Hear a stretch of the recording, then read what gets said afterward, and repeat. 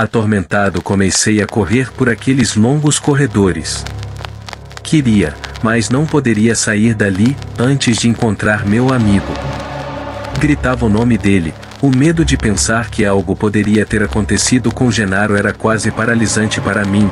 Fiquei tão tenso e desnorteado que mal consegui ouvir como meu rádio começou a tocar.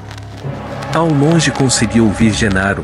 Ele me disse que tinha conseguido chegar no quarto, mas que tinha visto aquela sombra. Então ele estava escondido dentro de um dos armários. Eu implorei para ele não sair dali, que eu iria encontrá-lo para sairmos daquele lugar juntos. Genaro me disse para ter cuidado, pois a sombra estava nos procurando. Corri o mais rápido que minhas pernas podiam me carregar, não parei nem por um segundo. O medo e o cansaço não me pararam naquele momento. A única coisa que me importava era encontrar meu melhor amigo antes daquela sombra. Olá, eu sou o Joe e este é o canal Mais Uma de Terror. Sejam todos muito bem-vindos a este canal. E hoje eu trago mais uma história aterrorizante. A Casa Amaldiçoada. Estão preparados?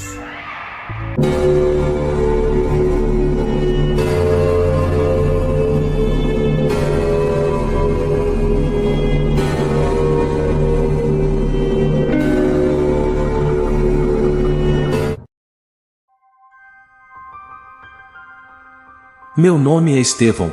Quando eu era adolescente eu tinha muitos hobbies que para muitos poderiam ser considerados estranhos para um jovem, pois eu não era muito de sair para festas ou ter muitos amigos. Para contar a verdade, eu só tinha um, que se chamava Genaro. Ele era um menino ainda mais introvertido que eu. Sua família era extremamente religiosa, então não permitiam que ele saísse com muita gente. No entanto, os pais dele não pareciam ter problemas comigo, não só porque todos me conheciam como um menino muito quieto, mas sabiam que minha família frequentava a mesma igreja que a deles, embora, para ser sincero, minha família não fosse tão extremista como o de Genaro. Porém eu não sei se acreditava em um Deus. Meus pais respeitavam, pois acreditavam que eu tinha o direito de encontrar minha própria religião. Embora Genaro não aceitasse isso diante de sua família, ele também não tinha certeza se acreditava em Deus. Isso era muitas das coisas que tínhamos em comum. Nós dois gostávamos muito de temas paranormais e filmes de terror, mas sem dúvida o que mais gostávamos era da exploração urbana. Havíamos nos apaixonado pelo conceito graças a um canal muito popular no YouTube sobre ele, então em muitas ocasiões cada um de nós disse aos nossos pais que passaríamos a noite na casa um do outro, só para ter a oportunidade de realizar essas explorações que nunca documentamos ou algo parecido, pois eram apenas algo para nós. Nestes momentos podíamos simplesmente ser nós mesmos sem que ninguém pudesse nos impedir. Realizamos muitas expedições durante os anos do ensino médio e apesar de sermos jovens não éramos nada estúpidos. Nunca entramos em prédios onde soubéssemos que membros de gangues ou viciados poderiam ser encontrados. Nos preparávamos para qualquer imprevisto que pudesse ocorrer, por isso levávamos sempre mais de uma lanterna para o caso de alguma falhar. Além de baterias extras, tínhamos um kit básico de primeiros socorros para o caso de algum ferimento ao pular muros ou cercas e o mais importante, cada um tínhamos um rádio comunicador de longo alcance para o caso de nos separarmos. Antes de partir sempre nos certificamos de que estavam totalmente carregados e nos canais corretos. Graças a todos esses cuidados, em todas as nossas explorações nunca tivemos um incidente grave como um pequeno corte ou talvez uma fuga repentina quando descoberto por um segurança. Ainda me lembro como se fosse hoje do dia em que Genaro chegou à escola bastante animado, me mostrando o caso de um lugar novo, que poderia ser ótimo para explorar. Esse lugar não era nada parecido com os lugares que costumávamos frequentar. Era uma casa que não só estava abandonada, mas também tinha uma história sombria por trás das paredes. A história da Casa Amaldiçoada, há mais de 30 anos, contava a história de Agustín Cabreira, que era um homem perfeitamente normal, um marido e pai amoroso que era amado e respeitado por toda a sua comunidade. Poderiam considerar que ele teve uma vida perfeita.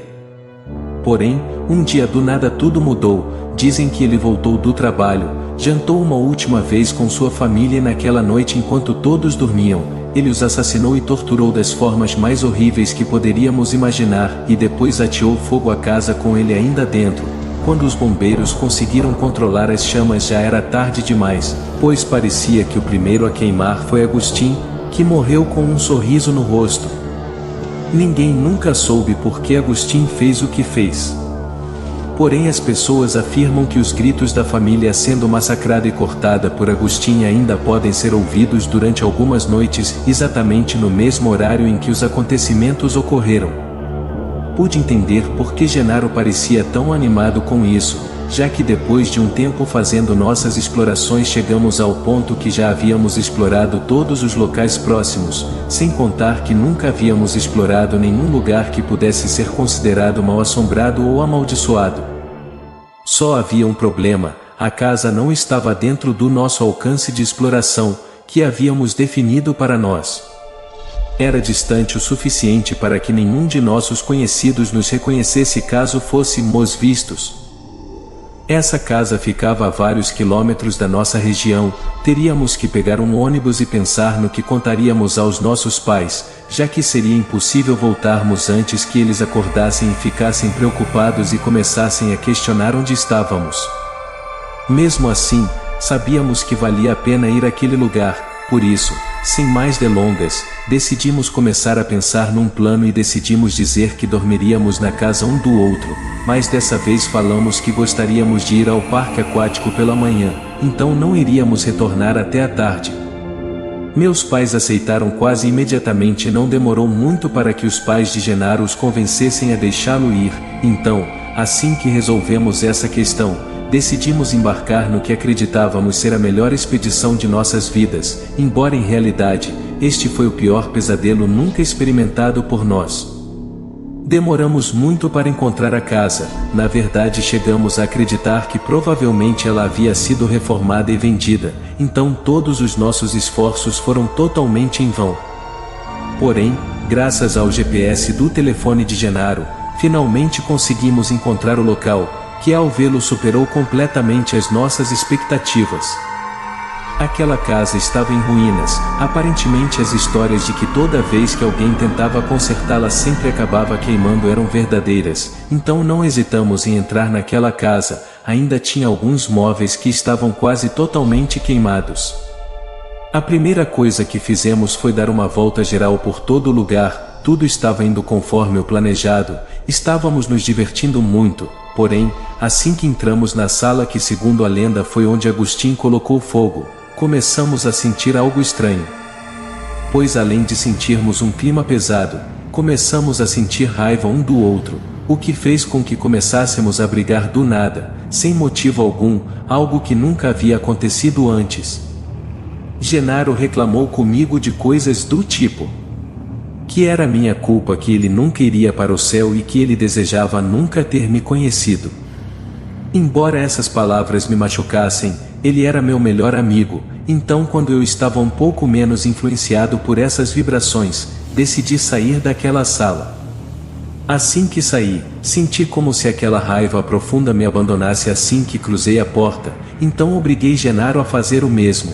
Fora da casa Genaro começou a se desculpar comigo e a dizer que não sabia o que tinha acontecido com ele. Aceitei suas desculpas e tentando refletir com a cabeça fria, decidimos que talvez tivéssemos ficado de mau humor porque estávamos com fome, então voltamos para dentro da casa e nos preparamos para comer o que tínhamos trazido para o jantar, que eram apenas frituras e refrigerante. Enquanto comíamos começamos a conversar sobre como nos sentíamos dentro daquela sala. Nenhum de nós queria aceitar que o que sentíamos era o espírito de Agustin, que enchia nossas cabeças de ódio, como dizia a lenda, então começamos a fazer piadas sobre isso para minimizar aquela situação, que realmente nos preocupava. Terminamos nossa refeição e decidimos explorar a última parte da casa, para que assim pudéssemos dormir no quarto de hotel que tínhamos reservado para passar a noite. Para falar a verdade, não tinha mais a certeza se queria continuar aquela expedição, mas eu não queria decepcionar Genaro, então, continuamos a explorar a casa. Caminhamos um pouco mais, olhando detalhadamente aquela casa em ruínas, antes do relógio marcar exatamente 4h10 da madrugada, justamente o horário em que todos diziam que havia ocorrido o massacre. Todos garantiam que os gritos podiam ser ouvidos. Como se tratava de uma situação especial, queríamos tirar uma foto mostrando a hora na frente da câmera. Tiramos a fotografia, porém, assim que me preparei para vê-la, percebi que atrás de nós, bem onde ficava o quarto de Agustin, havia uma sombra que nos observava diretamente. Mostrei a foto para Genaro, que ao vê-la, ele disse que seria melhor sairmos de lá, com o que concordei. Descemos as escadas, porém, percebemos que estávamos descendo muito mais escadas do que havíamos subido. O nervosismo logo se tornou perceptível para nós dois, mas nenhum de nós queria ser o primeiro a aceitar o medo que havia nos invadido. À medida que descíamos, ouvimos claramente os gritos de súplica de uma mulher que implorava que não fizesse nada com suas filhas. Esses gritos foram acompanhados pelos gritos e súplicas das meninas que seguravam minha mão antes de apontar para o pé da escada, onde havia a mesma sombra que vimos na nossa fotografia. O que nos fez correr e voltar escada acima. Fizemos isso bem rápido. Olhei para Genaro, que estava com os olhos lacrimejando. Os gritos suplicantes não pararam. Foi quando me lembrei que no quarto de Agustin tinha uma janela onde podíamos certamente abrir e escapar descendo por uma árvore no quintal. Porém, aquela casa que a princípio parecia perfeitamente normal agora parecia muito maior, pois por mais que andássemos, assim como as escadas e os corredores pareciam se tornar intermináveis, eu tentava manter a calma, afinal era isso que eu e meu amigo precisávamos naquele momento. Mas, aquela falsa serenidade parecia completamente nula no momento em que não conseguia mais ver Genaro ao meu lado. Isso não fazia sentido, já que em nenhum momento nos separamos. Gritei seu nome repetidas vezes, por cima dos gritos suplicantes que eram ouvidos, e os gritos estavam ficando cada vez mais fortes. Atormentado, comecei a correr por aqueles longos corredores. Queria, mas não poderia sair dali, antes de encontrar meu amigo. Gritava o nome dele. O medo de pensar que algo poderia ter acontecido com Genaro era quase paralisante para mim. Fiquei tão tenso e desnorteado que mal consegui ouvir como meu rádio começou a tocar. Ao longe consegui ouvir Genaro. Ele me disse que tinha conseguido chegar no quarto, mas que tinha visto aquela sombra. Então ele estava escondido dentro de um dos armários. Eu implorei para ele não sair dali, que eu iria encontrá-lo para sairmos daquele lugar juntos. Genaro me disse para ter cuidado, pois a sombra estava nos procurando. Corri o mais rápido que minhas pernas podiam me carregar, não parei nem por um segundo. O medo e o cansaço não me pararam naquele momento. A única coisa que me importava era encontrar meu melhor amigo antes daquela sombra. Finalmente consegui chegar onde ficava aquela sala. Mal podia acreditar que tinha feito isso. Liguei algumas vezes para Genaro, mas não tive resposta. De repente a sala não parecia haver nada de estranho ou fora do lugar. E aquela sensação de peso que experimentamos momentos antes também havia desaparecido. Entrei no quarto com cautela. Imaginei que Genaro não tinha me ouvido, então iluminei aquele armário quase queimado. Chamei novamente Genaro pelo nome, mas novamente não tive resposta. Pensei por um momento que ele tinha saído para procurar por mim, mas eu não poderia sair de lá até ter certeza de que meu amigo não estava dentro do armário. Abri lentamente a porta do armário e dei de cara com uma cena que tenho pesadelos até hoje.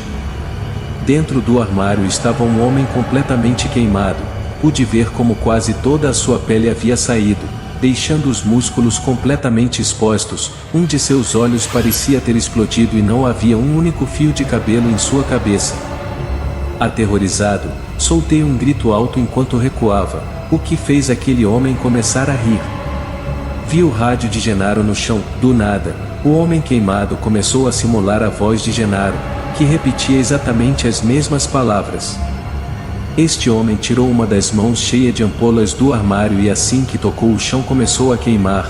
O fogo se expandia muito rapidamente da boca daquele homem e começaram a ser ouvidos os mesmos gritos daquela mulher e das meninas, mas desta vez pareciam misturar-se aos gritos de desespero de Genaro.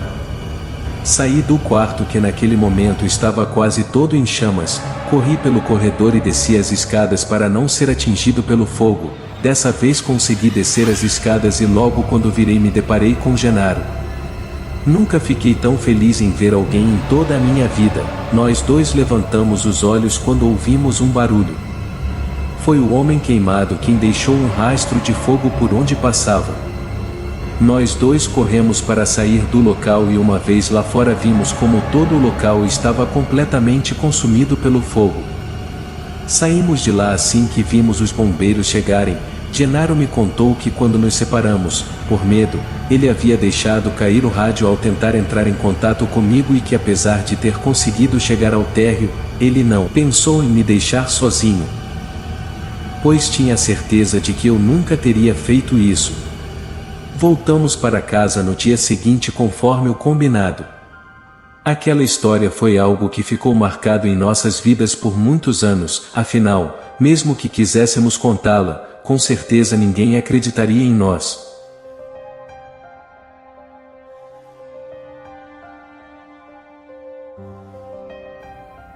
E aí, gostou dessa história? Deixe aqui nos comentários o que você achou dessa história.